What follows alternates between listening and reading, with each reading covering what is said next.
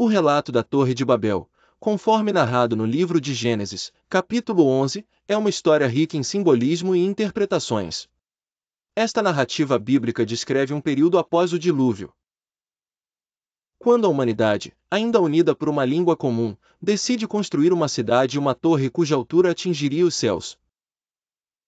Este projeto audacioso foi concebido na planície de Sinar, uma região referenciada como o berço de civilizações antigas.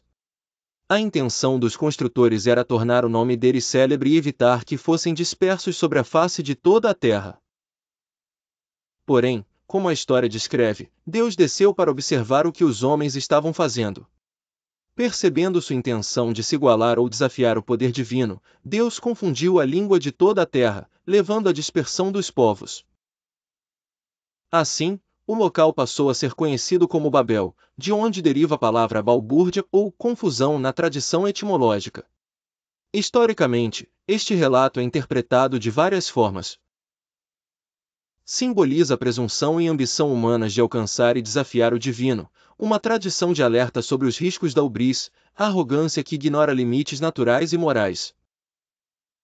Além disso, a história reflete a antiguidade das preocupações com a unidade e identidade culturais, e como a dispersão e o multilinguismo são vistos como consequências de ações imprudentes e desafiadoras. Esta narrativa também possui vínculos com a arqueologia e história da Mesopotâmia, uma região que, de fato, foi palco do surgimento das primeiras civilizações urbanas. As zigurates, estruturas religiosas antigas encontradas nesta área, podem ter inspirado o conto da Torre Monumental da Bíblia. Portanto, a Torre de Babel simboliza tanto um marco na imaginação cultural quanto uma realidade histórica. A estrutura narrativa do relato é concisa, mas poderosa. A unidade linguística inicial reflete uma condição ideal e um estado primordial de comunicação entre os seres humanos.